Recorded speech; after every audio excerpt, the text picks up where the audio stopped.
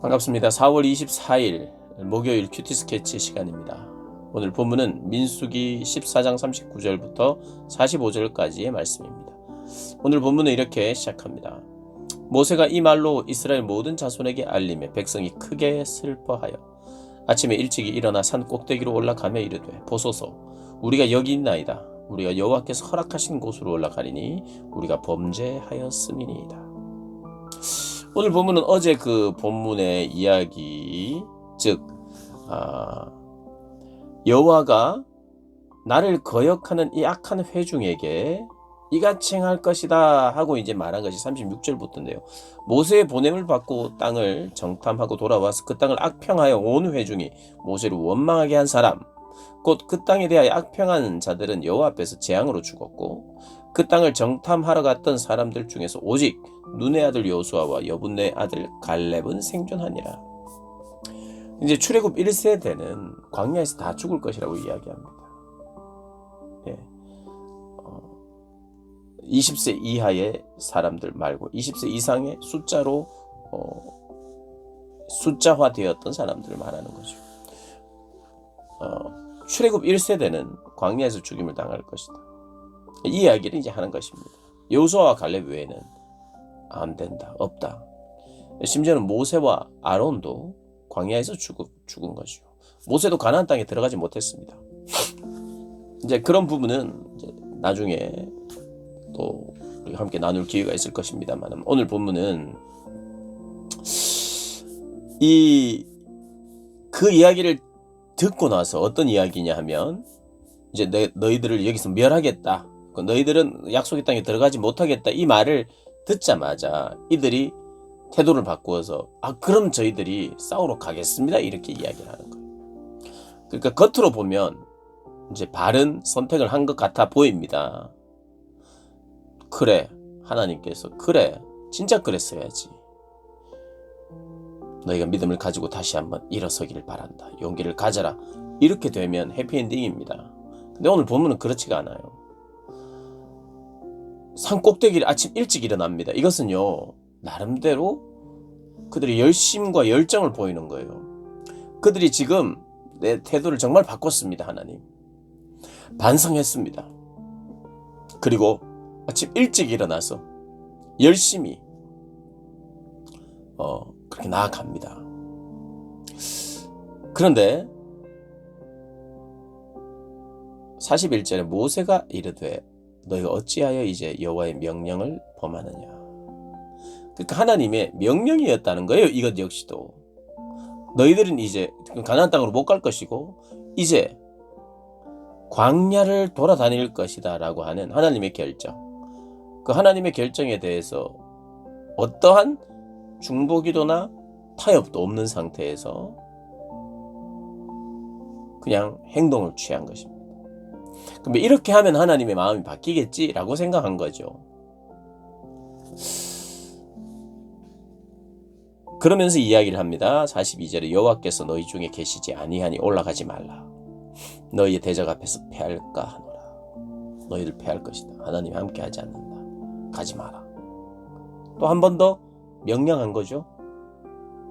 그런데 전쟁을 합니다. 그들이 안 내려가요. 아말렉인과 가나안인이 너희 앞에 있으니 너희가 그 칼에 망하리라. 너희가 여호와를 배반하였으니 여호와께서 너희와 함께하지 아니하시리라 하나. 그렇게 이야기를 했어요. 그런데도 고집을 피웁니다. 그러니까 이들이 하나님 앞에 정말 진심으로 회개하고 하나님의 그 말씀하심을 받아들이면서 진노 가운데서 또 긍휼을 베푸실 그 하나님을 기대해야 되는데 그 진노를 하나님 진노를 내리지 마세요. 우리가 이제 순종할게요. 이건 회개가 아니에요. 회개가 아닙니다. 회개는요 이거예요. 하나님 어떤 대가를 물으셔도 어떤 책임을 물으셔도 그것은 정당합니다. 다만 하나님의 긍휼을 구할 뿐입니다. 하고 하나님이 하시는 모든 말씀을 순종해야 그게 회개죠. 너희들이 이제 빠꾸 돌아야 돼. 40년 돌아야 돼. 너희들 40년 돌지만 너희는 못 들어가.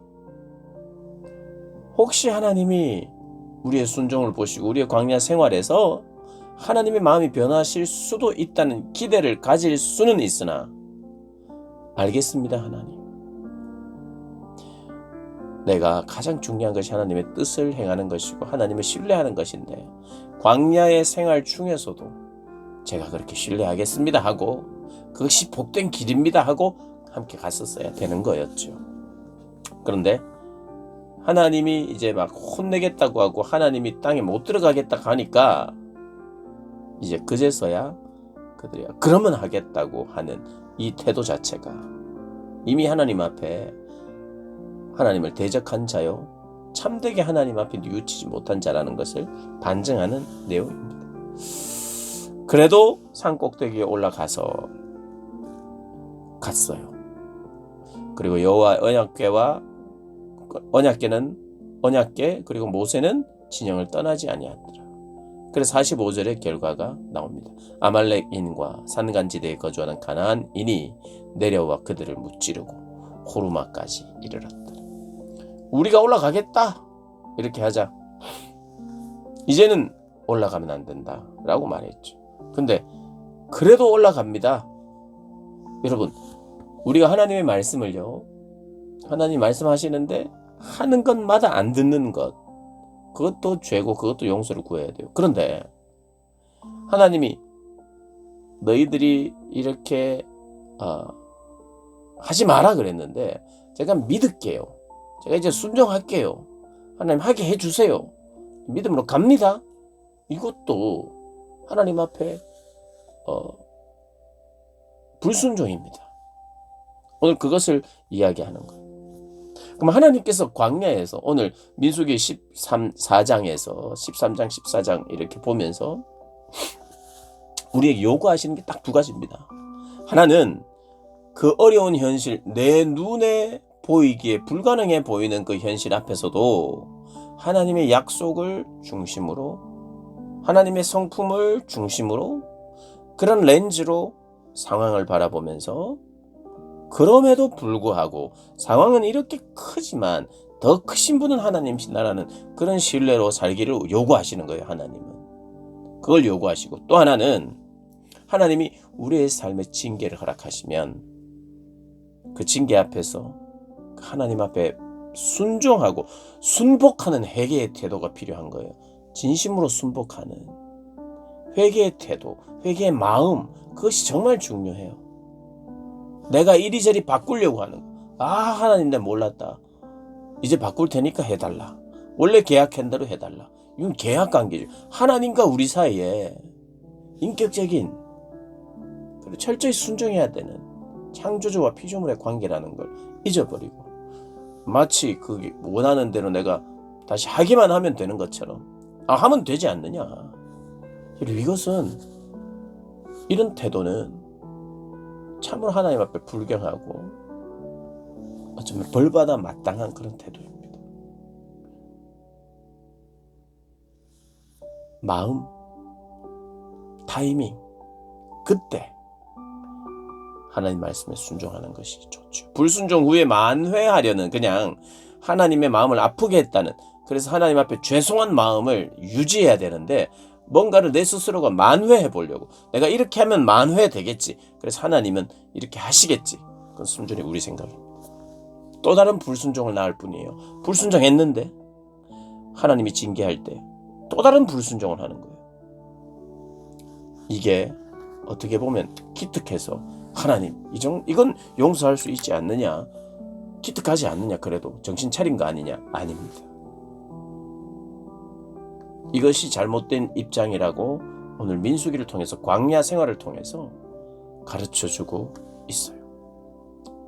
철저히 우리의 생각에 어떤 긍정적인, 우리의 생각에 하나님 앞에서의 만회, 이런 것이 아니라 회개하고, 진심으로 회개하고, 하나님이 내려놓으신 결정, 벌어진 결과에 순응하고 순종하면서 하나님 내 모든 결과를 달게 받겠습니다. 그게 회개입니다. 사실 제발 이거는 안 받게 해주세요, 제발 절대 안 됩니다가 아니라 깨어지는 마음. 하나님, 이건 당연합니다. 제가 받아야 할 징계의 값입니다. 이게 회개예요. 회개. 내가 회개할 테니까 징계 절대로 안 받게 해주세요가 아니라, 내가 다시 전쟁할 테니까 승리하게 해주세요 이런 게 아니라, 철저히 하나님께 회개하고, 그 회개한 하나님 그 심령을 하나님이 받으시고 어떤 방법으로든 하나님이 동행하시는 게 중요한 거죠. 40년을 돌더라도 동행하는 게 중요하죠. 하나님은요 40년을 돌리면서, 그리고 광야에서 죽을 수밖에 없지만 그럼에도 불구하고 하나님의 임재와 동행과 보호 아래서 그 1세대 역시도 광야에서 하나님과 교제할 수 있도록 하나님 길을 열어주셨어요. 그럼 거기에 감사하면서 사는 게 그들에게 있어서는 최선입니다. 그러한 삶을 살아가는 저와 여러분 되시기를 주님의 이름으로 축복합니다.